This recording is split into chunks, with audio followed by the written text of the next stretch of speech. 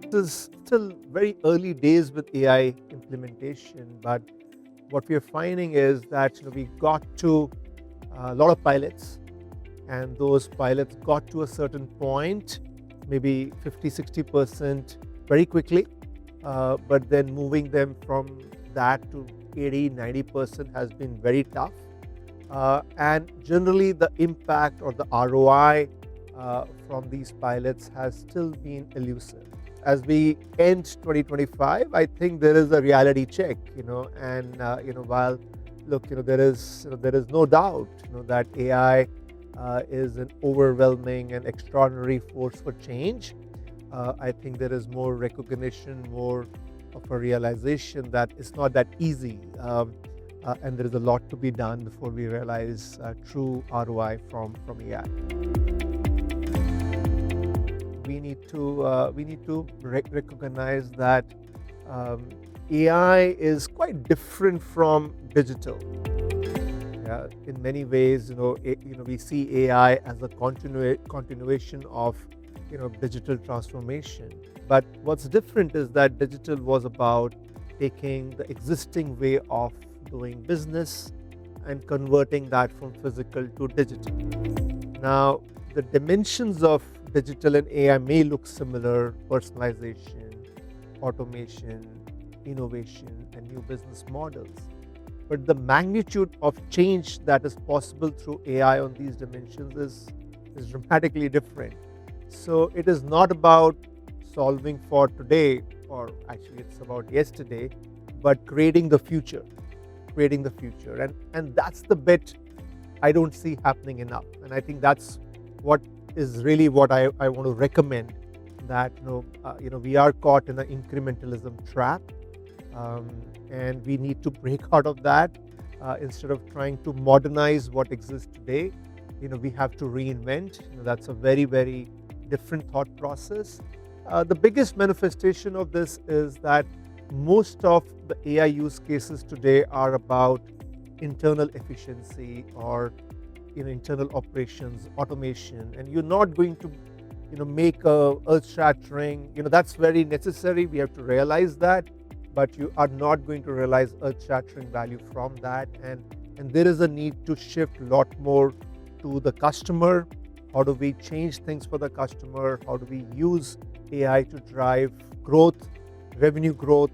And that will call for a lot more creativity, a lot more innovation, a lot more of new ways of thinking, as opposed to just working on the existing processes and trying to extract more efficiency from them. Because at one end, it's about saying that, hey, whatever you do, put AI first. Yeah. So when I said, hey, we are caught in an incrementalism trap, where today we seem to be just bolting AI agents onto a fundamentally legacy or very human-centric workflow. On one hand, I'm saying that, hey, think what a fully autonomous workflow or way of working would look like. Yeah. Now, that might suggest that the human role is not there, or is probably very limited. But actually, it's far from that. So humans have a very different role to play. They have a very important role, but the role is different. And I'll put it in two ways. So first is human in the loop, which I think is reasonably well understood. That in any process, AI does X. What is left is the context, and that's the context is the role for the human. The short and medium term, it's human in the loop, and the context and the domain expertise that leads to that context. That's the human role. But we have to recognize that human in the loop will keep on reducing. It's important today, but it will keep on reducing.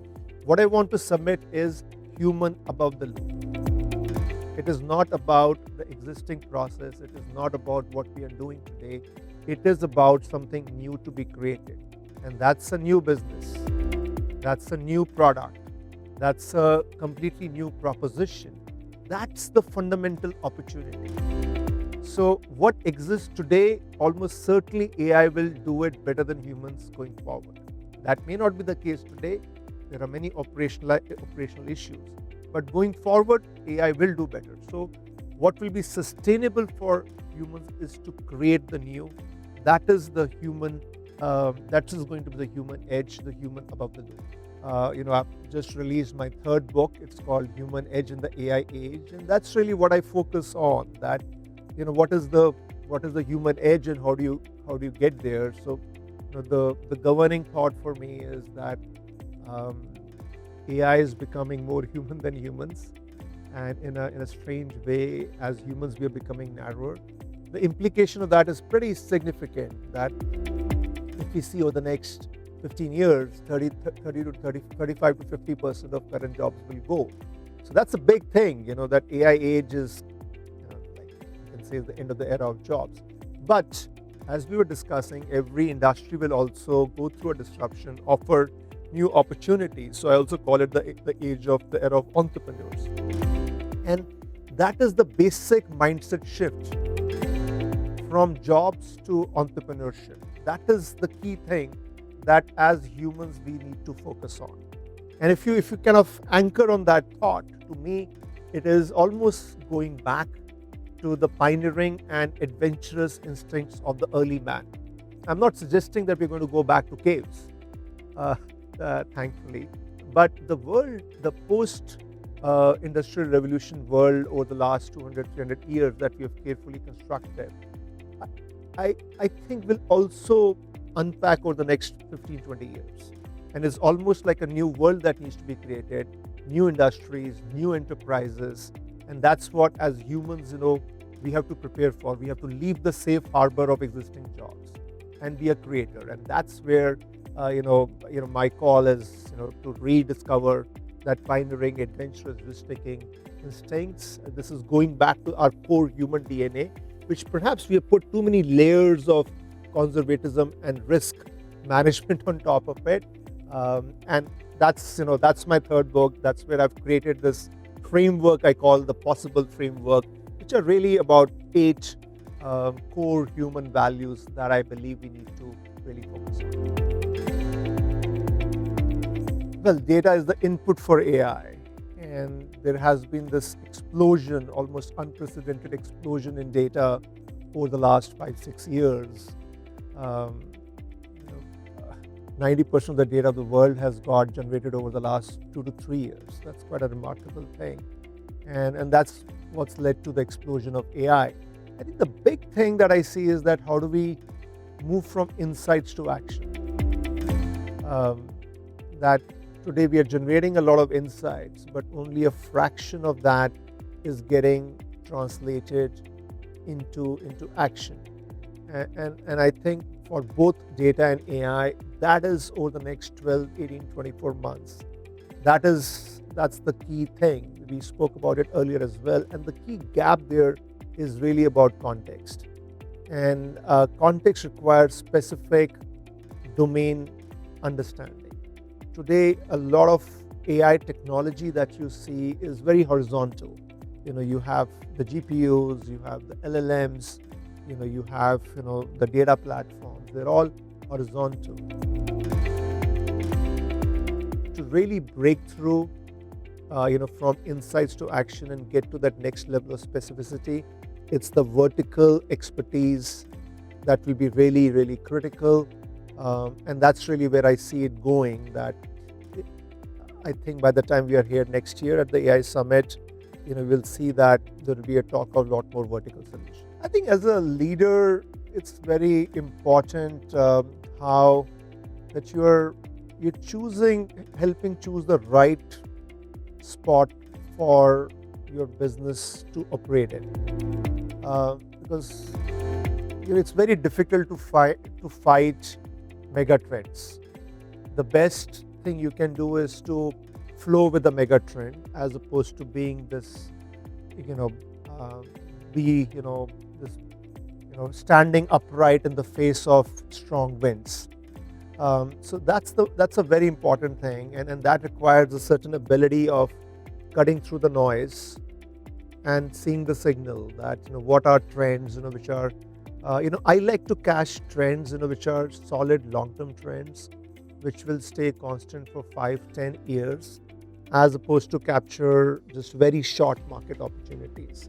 Because when you're building an enterprise, it's not easy to just play on very, very short trends. So I think that would be the first mantra, that you know catch the big mega trends and then align your organization accordingly. The second thing which I've learned is two-speed execution, that you need to focus both on the short term and have some real impact, and at the same time the speed too, which is the big picture. I think in the AI age that becomes more important than ever. There is a lot of reinvention to be done. We spoke about it, but equally, if we don't take actions today, it will be meaningless. So I'm a big votary of two-speed execution. And finally, I would say that any business, there are two axes, and you should never forget them, which is client and people. That clients are the only reality. And if you can make your clients successful, whatever may be the nature of businesses, whether it's a consulting business, it's a product business, if you deliver true value to your clients, you will grow as a firm. And the second is people, that whatever may be the nature of business, and even in this AI age, the people aspect, if anything, becomes even more important.